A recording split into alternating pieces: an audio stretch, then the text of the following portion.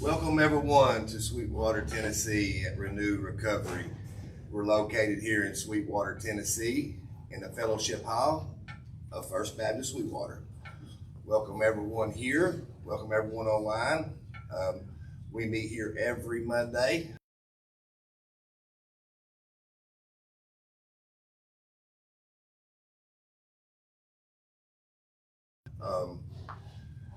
We do 6:30. We do 6 o'clock fellowship. Good dinner. I want to give Miss Loretta a round of applause for her great cooking and her support here today. She does such a great job. We love you, Miss Loretta. And at 6 is dinner. At 6:30, we normally have a lesson or a testimony. Tonight, we're going to have a good testimony by a dear friend of mine. I've known for a couple years now. Actually, from the beginning of my recovery, he's been there. And the great man, it's going to be a good story later on. And right now, I would like to welcome the two youngsters up to pick a little music for us. Come on up, guys. Give them a round.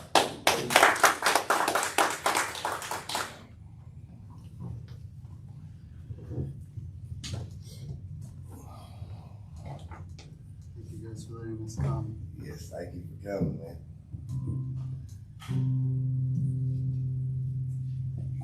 Raise things up.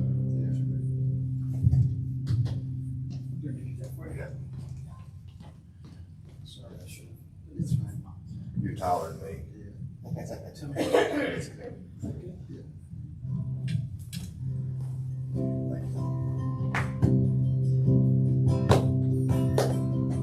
As the spirit was moving over the water, come move over us, come rest on us, come rest on us. Spirit over the water, spirit come move over us,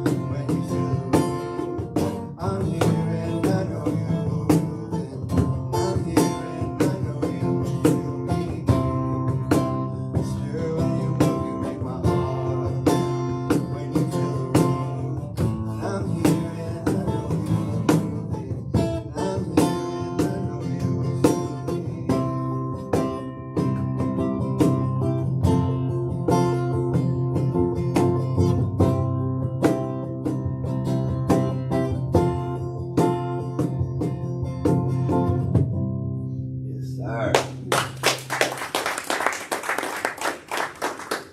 y'all so much. Give them another round, please. I know that made my heart pound. I know it did yours too. Thank y'all so much. Thank y'all so much. Yes, sir. Well, right now I'd like to welcome up Mr. John Hendrix to come up and share his experience, truth, and hope, and that he will. Give him a round, please.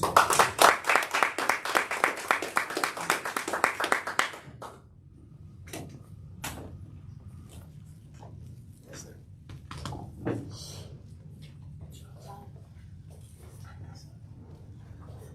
Well, hi, everybody. I'm John. I'm an alcoholic. Hey, And John. an addict saved by grace. Sir. I want to thank the ladies again for the meal. I was I'm ready to take a nap now. But, there's nothing better than, having a chance to, share your experience, strength, and hope with everybody. That's right. I think it's one of the most important things in life is, not just the things that we do, it's the things that we, let people know that it's really important, and that's my Lord and Savior, Jesus Christ. That's right. And all the hope that He has given me in my life and everything that, even through the bad times, I could see Him there, and I can see Him real well now, but back then I didn't. But, when it all comes down to the end of the day, I just got to thank Him for everything He's done in our lives. That's right. But a little bit about my story. I was a little Air Force brat. My dad was in the Air Force, and we lived overseas most of my life. It took me a while before I got back to the States. I didn't see America probably till I was 12. Wow. And I was Alaska. So, my daddy kind of, traveled all around. And I think it had a lot to do with, my addictions, because, we left every year and a half, and it was always, hello and then goodbye, and, you just spend all your life, going through different people and always having to say goodbye, and never, you never got that hometown feel. It's just, you kind of standoffish, and you never made too many friends because you just knew you were going to leave. So kind of, it was kind of tough. But, looking back on it, I got to see a lot of the world, and the culture was good for me. I got to see a little bit more than all the other people that kind of got to live and know it. But that wasn't the only reason. One of the reasons was just I got out there, and I was just curious. I just didn't know what the world had to offer, and I was going to try a little bit of everything that it had. And lo and behold, it just took my whole life away. Up until I got sober. It was just me trying to chase everything that I thought was going to make me feel better or give me some kind of relief, and everything I tried in my life, just was wanting.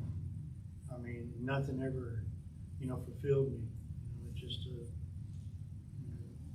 until I got clean and sober, until I got saved. And it was and I think that's what we're all trying to do. We're trying to find something. We don't really know what it is. And for me, I was just looking for some kind of I don't know what it was, just some kind of feeling that was going to take me away from all the fears and all the anxieties and all the thing that life has to give us. And it was just me. I guess it was kind of like the prodigal. I just wanted everything, and just leave me alone, let me go do my thing, and I ended up coming back and eating out of the pig's trough just like he did. And I had to, and I could sit here and talk about all the things that I did, when I was out there drinking and drugging, and all the misfortune and some of the embarrassing moments, that now they're funny. Back then it wasn't. There was a lot of things in my life that, the insanity just took over my whole life. When you're constantly, drinking and drugging, you really never know who you are and what you're doing. And that's the way I lived my life up until I was 32, because that's when I got clean and sober. And when I got clean and sober, I think it was really the hardest moment of my life, but it was the best moment of my life, because I finally got to see exactly what I was doing to myself and exactly what I needed. I needed God, and I finally, for once in my life, knew that I couldn't drink and I couldn't drug anymore. I came to a point like that prodigal did, and I had to come crawling back to Daddy, and say, listen, just take me back. And he did. I just said, God help me that day in detox, and my life has changed since, that was probably one of the most sincere prayers I ever said in my life. Even though I hadn't, really come to a clear relationship with God and didn't know who He was. But I thank my mom for all of that, her taking me to church when I was a kid. That way I kind of had an idea of who I needed to, look to. And all the lessons she had taught me early, were really my saving grace, because if I'd have came without any of that, I wouldn't have known what to turn to. And she gave me that one thing where I knew where to turn. I knew where to go. And I came to a halfway house. I lived in Middle Tennessee, and that's where I really, did all the damage. I could talk about all the times that I lived overseas, and I even got kicked out of the country, So, they told me, well, we just don't want you, just go on, And that's pretty bad, when your addiction takes you to that, that part, it was just it's all embarrassing, but, I can look back on it and I can see where, it was just kind of a path that God had me go down and just learn for myself, And I thank I thank God every morning, for each breath I take, because I shouldn't be here. There were a lot of days when, I just went through too much that you could probably, understand, but the worst part about all that was the days that I don't remember. When I worked my steps, when I got to the 4th and 5th step, when I did my inventory, there were a lot of things that I knew. Those were the things that I was drinking over, but I knew about all that, and I could process, a lot of that in my life. But, the hard part was the things that I didn't know, the blackouts, and, all the nights, and especially the mornings waking up and asking your buddies, what you did, because you didn't know what you did the night before. And that wasn't, that was embarrassing, really. And especially, going to the bar and your friends laughing at you, and telling you, well, what you did last night, and all this and all that. And it was just, and that's kind of the way I live my life. I sit in that bar, just kind of a diminished human being, thinking about all the things that I did, and let that just take over my whole life, and let that, that was my identity, what they said to me, that's who I became. And in recovery, that isn't who I am. I am who God says I am. I'm a friend of God, I'm a child of God, and I live my life that way today, and I don't have to wake up every morning and ask you who I am. Recovery, and God has given me an identity, and I'm just He calls me friend, He calls me a child, so a child of God, but in my recovery, I didn't really get to church until I was about 10 years clean. I was doing all the things in recovery that I needed to do, and I was doing real well. I was go to meetings. I did a lot of service work. I sponsored a lot of people, and I helped a lot of people. You know, I mean, it's just you get to a point where when you're working those steps, they have to transform you into something. You know, and it was something that I was missing. You know, I was letting that be my recovery. I was letting that be my grace. I was letting, what I did was who I was. And that isn't what the steps are all about. The steps are about leading you to who God is. That's right. And finding God. Yes, sir. And for those first 10 years, I just thought if I read my big book and go to a bunch of meetings, I was all I really needed. Until God kind of woke me up one day, and it was you kind of hit that brick wall where you think you're where you're supposed to be, and God has different plans for you, and then He kind of tells you exactly what they are, and that's what happened to me at that point in my life. I came home tired, and I was doing the same old thing, and I was chasing that money, and and I was involved in a lot of other things, just trying to fit in the world, and that's where God didn't want me there. I mean, He wanted me here. I mean, and this is fine and everything, but there was just a whole lot more. And I sat there in my chair, and I kind of took a little nap, fell asleep, and I woke up. And after I woke up that evening, my whole life had changed. God spoke to me in a dream and said, this is what we're going to be. He said He wanted me to go to church. He told me to sell it all, everything that I had, and we went from there. And now, I'm trying to do exactly what He's asked me to do. But I'm not the same man. I mean, even in recovery, I changed, because now I'm a part of what really is what this whole thing is all about, and it's giving God all the glory and letting Him, speak through me in my life and help change other people just like He changed me. Yes. It's it's like we have in our meetings, and, we just try to help everybody get to a place where we wanted to be at one time in our life. That's right. And there's more to life than just accumulating stuff.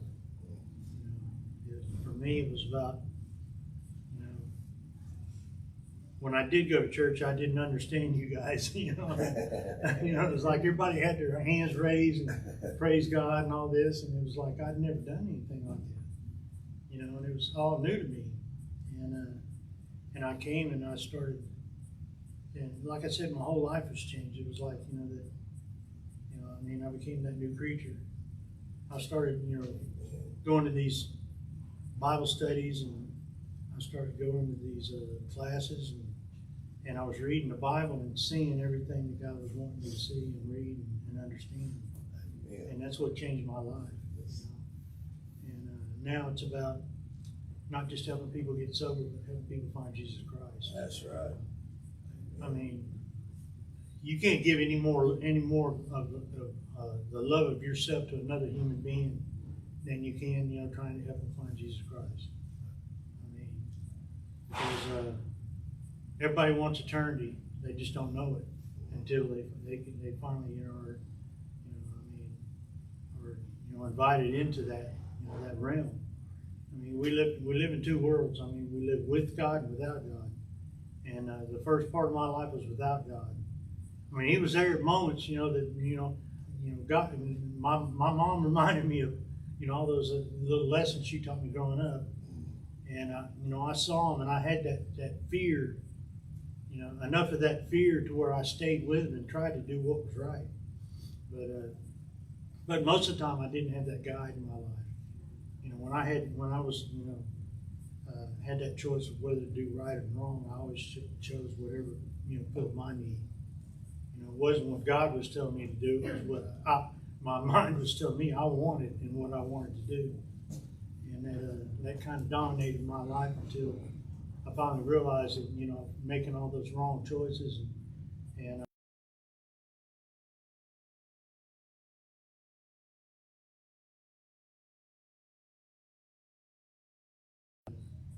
when I started working the steps, that first step was, you know, like when I was talking about, when I said, God help me, that was when I finally, you know, I admitted my powerlessness. And I said, you know, I'm not gonna be God, I'm gonna let you be God. And, because, you know, I felt it. I mean, here it was, my whole life was, you know, dedicated to a bottle of rotten grapes. I mean, you know, because at the end, I mean, I really didn't, I really couldn't function. I really didn't, you know, drink or drug too much. I just got what I could afford. You know, I'd get a bottle of wine and a pack of cigarettes, you know, and that was, you know, that was my whole day. I mean, if I could get that, that was fine.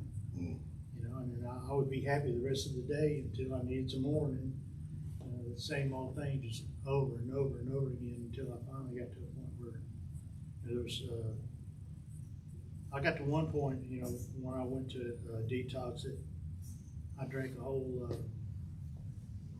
bottle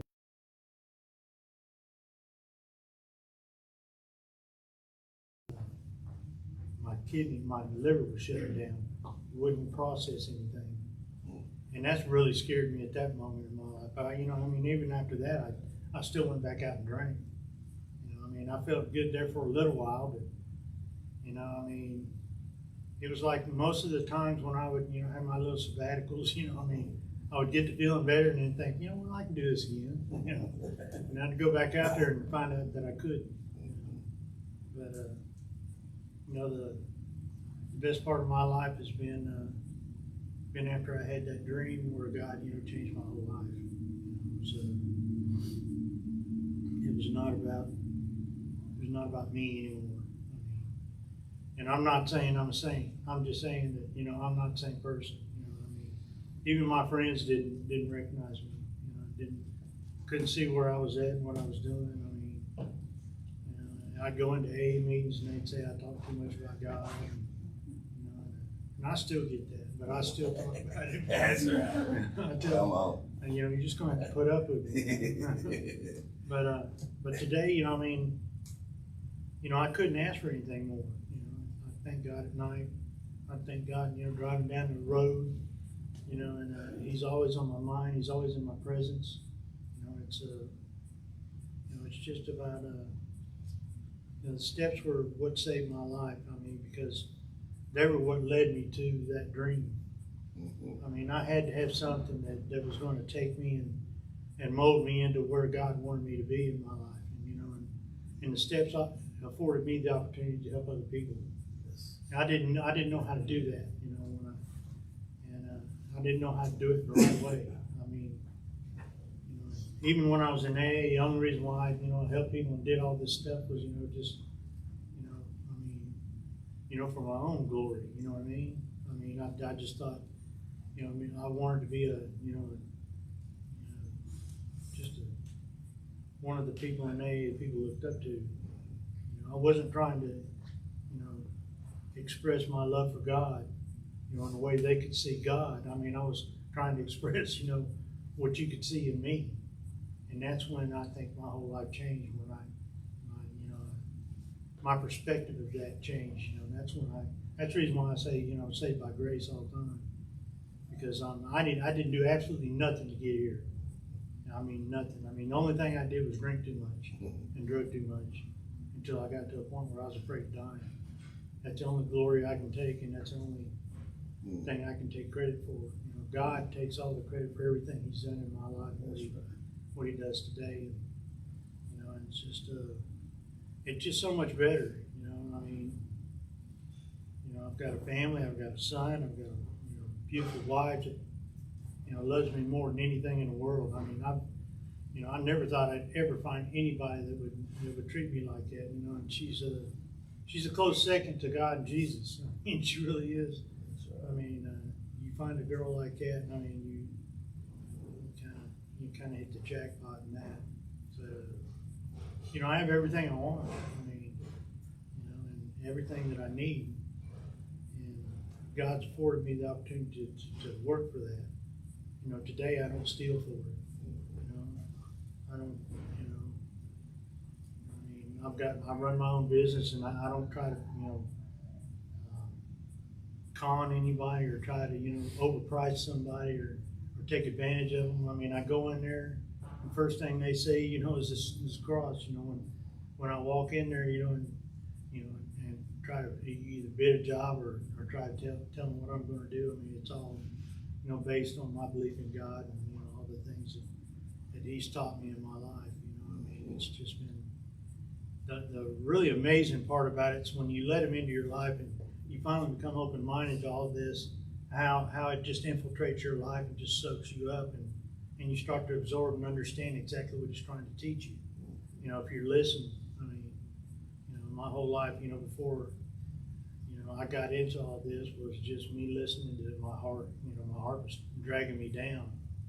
You know, I mean, because my heart is, you know, Cameo is probably is what, you know, I was following me instead of God. You know, whatever my heart desired, that's what I was going for with my drugs and my alcohol. You know, I didn't want to work for anything. I just wanted to steal it, you know. And that's what changed my perspective on everything. You know, when God changed my heart and took over my whole life, that was the difference that it made in my life. And you know, and I think that's when I first, you know, started the transformation was when I first started working those steps. You know, not understanding. You know, I didn't have any options anymore. I mean, if I drank, I knew I was going to die. So I didn't really have any choice. I had to, you know, everybody was trying to, you know, tell me to, you know, get sober, go to AA and work these steps. And I didn't understand them, you know, in the beginning until I started, you know, until I got, you know, a sponsor, had somebody, you know, kind of walk me along, you know, what all these things meant. And they're the same things that are in the Bible. These 12 steps are the same things that they teach you in the Bible. And what was great about it was when I started working those steps, that was me doing the, you know, learning about what the Bible was all about without me even knowing it. You know? And then when I did make it to church, I knew everything that they were talking about because I'd already worked the steps. You know, and I think that's you know, in the 12 step it says, having had a spiritual awakening. I know I stayed around long enough and worked all these steps and tried to find out who I was and who you were and who God was. You know, and in that process, you know, it just, you know, I came to an understanding of a lot of things. You know, when I did get to church, I would talk to, you know, some of my people in my Sunday school class about, you know, what I learned in AA, and they were just amazed at some of the stuff that I learned there. And they were learning the same things. I was just talking about it, you know, in kind of a grassroots kind of way. You know, it wasn't where I was trying to, you know, shove anything down their throat. I was just, you know, sharing what God gave me. You know, I think the greatest part of, you know, my life and how it's changed over the years is how God has done it all. I mean, you know, like right now. I mean, I'm not a speaker. You know. I don't sell out, you know, shows in Madison Square Garden or anything, but you know, when you have that desire to let everybody know about what's been done to you, you know, that's the whole gist of everything. And you find effective ways to do that, you know, because you just know that that's what they need. You know, it's just you know, the hard part, you know, is, you know, a lot of them don't want it. But you just gotta, you know, just like AA says, you know, just find the next man and go on to help him. You know, I mean, but it's, you know, if you get somebody to start to understand, you know, some of these things that I did when I worked the steps, you know, and just, you know, kind of interpret that in a loving, kind way, you know, the way we're supposed to do it in AA. I mean, you'll eventually get to the place where I got to. I mean, because you know, what happened to me is I hit a brick wall. I mean, there was nothing more I could do. I mean, how many more meetings could I go to? How many more? I mean, I had 12 sponsees at one time trying to help them. You know, I couldn't even get sleep at night. You know, and I was trying to work my way into heaven. You know, and I was trying to work my way into my sobriety when it was like, when I, you know, I came to the understanding where it was about, you know, God and AA doing for me what I couldn't do for myself. You know, and that's where I was, you know, that was the rub there. I was trying to go my way, and you know, it's like the path of least resistance, you know. And when you let God do it, I mean, that's what makes your whole life easier. You know, you don't have to get up every morning and try to figure out what you got to do.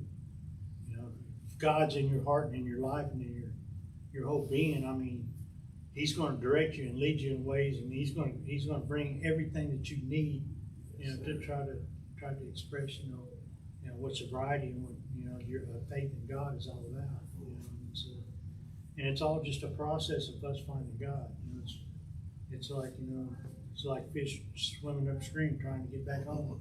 Or that's who we are. We're trying to get back home. We don't know anything about it until, you know, I mean, I think that's the great part about God, you know, and Him, you know, not just doing all the work for us. He lets us, you know, go through the hardships, and that's when we find out, you know, all the pain and suffering and struggle that we go through. Teaches us exactly what He's trying to get us to know, without Him just sitting there and saying, "Listen, poof, you know, I'll do it for you." You know, I mean, and I think that experience, you know, teaches you a whole lot more than just, you know, just a miracle, you know, that we go through every day. And people go through miracles every second of the day, and they don't realize it, you know. I mean, because each breath we take is grace. I mean, you know, if it wasn't for air, we wouldn't even be here. You know, God affords us the opportunity to do all these things, you know, and live enough to find out exactly what it is that we need to know. And it's just up to us what we do with it. And if we're doing the right thing with it, then we'll find out exactly what God wants us to find out. But if we want to go out there and, you know, just like, you know, when the prodigal got all his blessings, I mean, he's squandered it all. I mean, are we going to make good with what we've got, what God's given us, our blessings, or are we just going to think about ourselves and just get what we want and just die and, you know, a miserable death, and, you know, never, you know, understand exactly what that eternity God, you know, is promising us. You know, this is not just about getting sober. I mean, you know, this is about, you know, us finding peace with God. I mean, this is about us connecting back with Him, you know, where we were in the first place. You know, and that, you know, in the beginning, I mean, we're born with that innocence, you know, and we're trying to get back to that innocence, you know.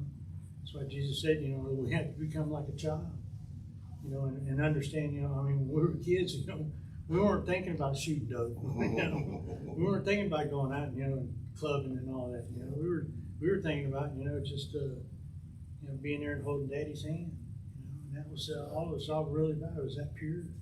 And it's about, you know, trying to get back to that purity again. And that's what, you know, God and Jesus Christ and this, even the steps will lead you straight to that too. Sir. I mean, it says, you know, on the first 3 steps, you know, I mean, we have to understand our powerlessness. We have to understand, you know, that we need God and we're insane. And then the third step is we make that decision to turn our will and life over to Him. You know, and that's the first 3 steps. I mean, you have to do that. You have to find that peace with God before you can work the rest of it. Because the rest of them are just about us taking out the trash. You know, and understanding, you know, exactly what we got to do on a daily basis.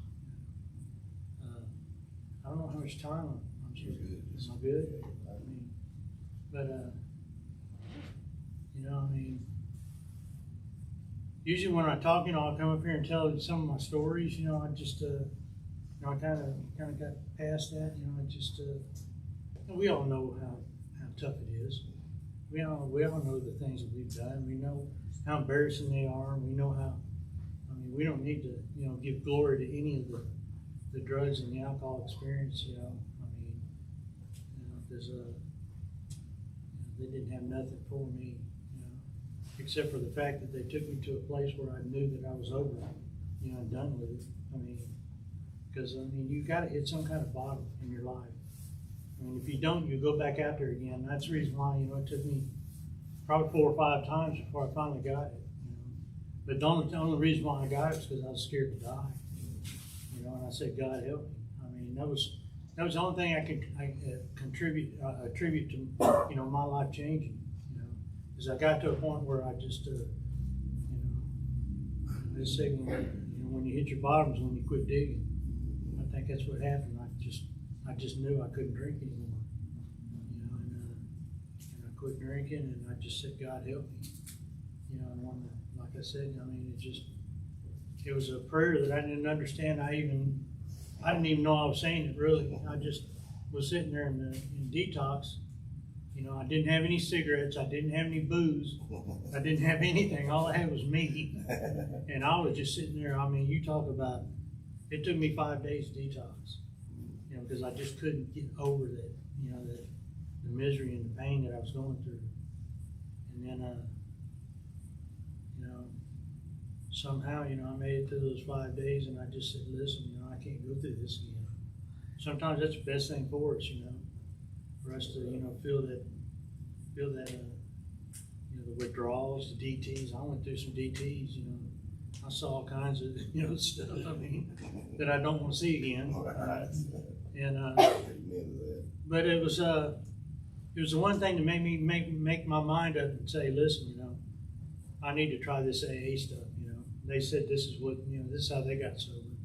And all the people were trying to help me. You know, my mom and dad, you know, they kind of let me go. They had to, because, you know, I was just treating them so bad that they just couldn't take it anymore. That was back when we had collect calls. You know, they took me, I mean, they blocked me from the call, from collect calls. And that helped, because that's what I needed. I needed somebody to quit enabling me. And then, you know, it was just from there, it was just, you know, what do I got to do each morning? You know, and, you know, one thing that really helped was when you know, my sponsor told me I needed to pray. That's right. And I didn't know how to do it. He said, keep your shoes underneath the bed. That way in the morning when you get them, when you get you know, down on your knees to grab them from underneath the bed, to go ahead and say a prayer while you're down there. You know, I mean, I was embarrassed to get on my hands and knees and pray to something I didn't know. You know, but what I did was we say the Lord's Prayer at the end of every meeting. And I'd memorize that Lord's Prayer, and I'd get down there and I'd say the Lord's Prayer at the beginning. And then it got to the point where I would have a conversation with him. And then after a few more months, I mean, it was like, you know, I was getting down there, you know, and just looking forward to it every day. And that was really what changed my life, you know, because I was going to work and I wasn't getting fired. You know, my stuff wasn't ending up in a pawn shop, you know, and people liked me, you know. They weren't running from me because I either smelled or was going to borrow money from them, you know. But, you know, it just, you know, like I was saying, those little miracles were happening every day. I'd go to sleep every night and wonder why I didn't drink, you know, because I never could do that.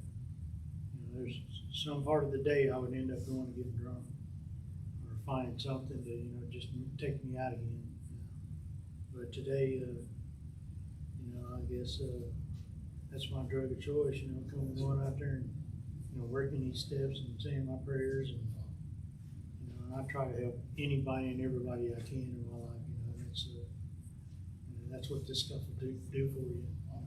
That love thy neighbor thing, that was for real. You know. That's right. I mean, Jesus meant that, and you know, and it just it kind of takes you out of yourself when you start to understand, you know, what Jesus was talking about when he said the greatest love you can have for your brother is to, you know, is when you die for them. You know, and that dying is when you forget yourself and put them first, and then you get taken care of in the process. You know, because I had it backwards. I just thought, you know, if I did anything, I was supposed to get something out of it. Today, it's you know, it's about that unconditional love where, you know, you try to do something without expecting anything in return. And that's what anonymity tries to teach us about, you know, in recovery and working the steps, because it's about us becoming visible so God can become, you know, visible. You know, I mean, it's one of the most important things I've learned in my life, you know, as far as, you know, trying to get out of myself and help others. You know. And that's where we get to where we need to be with God, because that's what he wants us to do. He wants us to help others, and so they can find what we found. I mean, we don't just get this and, you know, take our ball and go home. Yeah. And forget about everybody else. Well, I'm going to heaven. You know, it's on you now. Yeah. Well, it's about me, you know, trying to think about others too. You got to be grateful, and you got to be, I mean, you got to be thankful for what God's given you. When I had that dream, I mean, I didn't know what to think anymore. I mean, I got up, you know, after that, and it was like, I mean, it was a fear that I had. You know, I remember crying, knowing my sin. I mean, I've never cried that bad in my life because, for once, you know, God said, "I know you." When He said that, I knew my sin. And you know, we can live in our life and not think about that, you know, until you know there's going to come a reckoning where you're going to have to understand exactly what it is, and then you'll abhor it and you'll want to run from it. You'll want to try to do what you know Jesus Christ is trying to teach you in your life, and then you know that's how it leaves. That's how it finally you don't get up every day and try to think about well, what sin am I going to do today? You know, it's about God. What can I do that's going to glorify you today? And it's kind of like just to turn against the grain. You live one way, and now you got to live another way, and that's the hardest thing for us to do. That's the reason why this stuff is tough. That's the reason why I tell everybody, don't worry, it'll get worse. Yeah. That's what I used to tell my sponsees. They'd come in there crying and whining. And I said, "Don't worry, dude, it'll get worse." And it does. Because if it don't, you're not working up steps. Right. That's right. So, but it's just about what you put into this. It's about how much you love God and how much you experience His grace and His fullness. I mean, it's like they say, the fullness of God waits an empty vessel. So you got to clean it all out. And you got to give Him room to come in and just infiltrate your life and take it all over. And that's what He did for me. And it couldn't happen if I wouldn't have ever got rid of the drugs and alcohol. And I'll always thank AA for doing that for me and getting me ready for that dream that I had. That moment. We're all waiting for that moment. That moment will happen if you just it's like the sermon, don't leave 5 minutes for the miracle. But it's just an incredible adventure, and it's good. But you gotta remember that there's some tough times in there as well, because Jesus said that you're going to have trouble. You can't just sit here and live life and just enjoy all the blessings. You got to see where all the bad times and the struggles that you have are blessings as well. That's right. And get glorify God in that as well. So it's not about just taking the good and leaving the bad. It's about understanding that it all works together for His great purpose. So, but I don't know. I think I'm running out of things to say. So, I think I'm pretty much if God hasn't told you He loves you today, or if I haven't, I love you guys. Love you, John. Let's do it.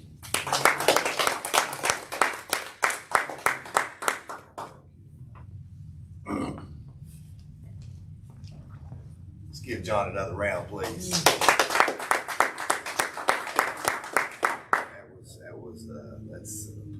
That's the first time I heard my brother John. I've been reluctant. He's been a big, huge part of my recovery. We go to another meeting, and for the last 3.5 years, he's been there, and his love for the Lord is unbearable, and his obedient. Well, I just heard his testimony. The obedient, being a selfless servant, is something that I admire from him, and I want to personally thank him very much. And love you, John, for all you do, for all the others, lives that you touch. He's a prodigal. He's a prodigal. But at this time of the show, we're going to wrap it up. We want to give a shout out to Raj. Hope everything's good for you, Roger. You and the wifey out there. Hope the leg's doing good. Keep prayers going for Roger for your leg out there. He's probably hobbling along, but he's doing okay. We'd like everyone to like and share our page. We got a YouTube page now. If you can please like it and share it. We're trying to get some followers on there so we can start mainstreaming from it. That would be very well appreciated. And we want to say we love you here at Renew. And as Roger says, God loves you so much more. Thank you so much.